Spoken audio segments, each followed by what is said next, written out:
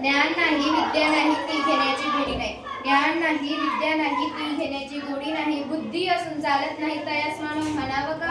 ओळखलं का आम्ही सावित्री? सावित्री ज्योतिराव फुले. सातारा जिल्ह्यातील खंडाळा तालुक्यातील नायगावच्या खंडोजी नेवसे पाटलांची मी कन्या. अवघ्या 90 वर्षी ज्योतिराव फुले नावाच्या माणसाशी माझं लग्न झालं. हळूहळू मला कळायला लागलं ज्या माणसाशी माझं लग्न झालं साधा सुद्धा नाही तर या जगाला ऊर्जा देणारे क्रांती पुरेच आहे. त्या काळी बाई घराण्याची पद्धत नव्हती. बाईंच्या जातीला कसं आपण करावं, घर आणि त्याला स्त्री पुरुष उच्च नीच असा लई भेदभाव होता. पण या सर्वांवर एकच उपाय होता, ते म्हणजे शिक्षण. ते म्हणजे शिक्षण. शिक्षणाचा ध्यासाचा एकच खूप ज्योतिरावांच्या मनात होता. पण एकदा ज्योतिराव शिक्षणाचा प्रसार करत असताना फराड नावाच्या ब्रिटिश मॅडम त्यांना म्हणाल्या, मिस्टर फुले, तुम्हाला शिक्षणाचा प्रसार करायचा आहे ना, so educated women first, because women educated the house be educated. पण तुम्ही माणसं वुमेनला घराच्या बाहेरच पडून देत नाही.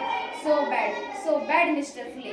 झालं. ते आले माझ्याकडे पाटी पेन्सिल घेऊन म्हणाले, सावित्री, आजपासून मी तुला शिकवणार. झाला सुरू माझा अभ्यास. काना, मात्रा, वेलंटी, आकार, बेतिबे, बेतीचार, बेत्रिका, हा विद्यार्थी. मी लिहायला शिकले, वाचायला शिकले ना काव्य सुद्धा रचू लागले. अशातच 1 जानेवारी, होय शनिवारी 1 जानेवारी 1848 ला पुण्यातील भिडेवाड्यात आम्ही पहिली शाळा सुरू केली. आणि मी पहिली शिक्षिका आणि मुख्याध्यापिका सुद्धा. शेणपाट्यासारखं जगलात तर काम तमाम होईल, पण जर वाघासारखं जगलात तर नाम होईल. शेणपाट्यासारखं जगलात तर काम तमाम होईल, पण जर वाघासारखं जगलात तर नाम होईल. पण समाजाचं मात्र, पण धर्माचं मात्र धर्म बुडाला म्हणून कोटी सुरू होती. होय का? सर्वसामान्य माणसानं शिक्षण घेतल्यास कोणता धर्म बुडतो? इतका तकला होऊ शकतो का हा धर्म? धर्मासाठी माणूस की माणसासाठी धर्म? शाळेत जाताना चिखल फेकला तरी मी सहन केलं, शेण मारलं तरी मी सहन केलं, थुंकलं तरी मी सहन केलं. पण आता माझ्या सहनशीलतेचा अंत झाला होता. आणि अशातच एक धटिंदा माझ्या समोर येऊन म्हणतो, ए टवळे, कुठं निघालीस? आधी आमच्या परिवारीला शिकवणं बंद कर. तुला तुझे अप्रूप आहे रे का ते शिक्षण? कदाचित त्याला माहीत नसावं, आम्ही सुद्धा ज्योतिराव परिवाराच्या पत्नी होते. अशी घेतली सटकन त्याच्या कानाखाली लावली सुनावलं. आज आलाय तर खोडा फुटलं तर पुन्हा आलास ना, तुझ्या रक्तानं ही धरती रंगली. स्त्री कोणत्याही जातीची किंवा धर्माची असो, ती नेहमीच बळी पडत आली आहे. हो, एखाद्या स्त्रीचा नवरा वारला म्हणून तिने सती जायचं, हो तिचा नवरा वारला त्या स्त्रीचा काय दोष शकतो? म्हणूनच आम्ही काम केले. इंग्रज सरकारनं सतीबंदी प्रथाही सुरू केली. काशीबाई विधवाबाई म्हणजे तिच्या मुलाला यशवंताला मी दत्तक घेतले. तिच्या तुरु धावण्याने आमचं अंगण कसं भरून जायचं. त्याला वाढवलं, मोठं केलं ना, डॉक्टरनी बनवलं. आणि अशातच पुण्यात प्लेटची साथ पसरली होती. लोक जागेवर धडा मरू लागली होती. मी यशवंताला सांगितले, यशवंत आपल्याला हॉस्पिटल उभारायचंय. यशवंताने हॉस्पिटल उभारलं. आम्ही सर्व रुग्णांचा उपचार करत होतो, पण प्लेग हा संसर्गजन्य होता. तो कधी ना कधी मलाही होणार होता. आणि आम्ही मुळीच जगलोय समाजासाठीच ना. समाजासाठी मरण प्रयत्न करावा लागलं तर मरणा तुझं स्वागत आहे. मी सावित्रीची सावित्रीबाई झाले.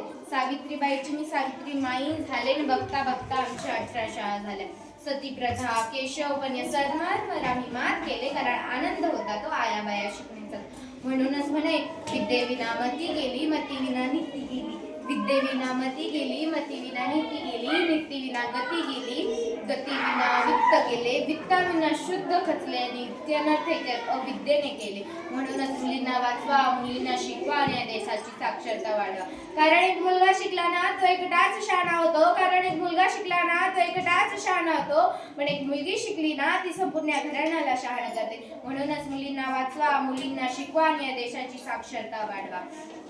कर्तृत्वाने झाली ती सावित्रीची क्रांती ज्योती. कर्तृत्वाने झाली ती सावित्रीची क्रांती ज्योती. स्त्री शिक्षण, स्त्री मुक्तीची हीच तर ती खरी निर्मिती. सावित्रीमाई तुमच्या देशात, सावित्रीमाई तुमच्या देशात आता होत आहे स्त्री भ्रूण हत्या. सावित्रीमाई तुमच्या देशात, सावित्रीमाई तुमच्या देशात होत आहे स्त्री भ्रूण हत्या. लढलात जरी तुम्ही चाकोरी बाहेर जाऊन, मुलींच्या शिक्षणासाठी होत आहेत मुली अत्याचारी. सुशिक्षित केले जरी तुम्ही ज्योतिबा समवेत होतायत मुली अपमानित जरी घडून आणले तुम्ही. विधवा, पुनर्विवाह होतायत आजही जातीय दंगली जरी तुम्ही. हवाय आजही वंशाचा दिवा जरी तुम्ही घेतले दत्तक पुत्र यशवंता.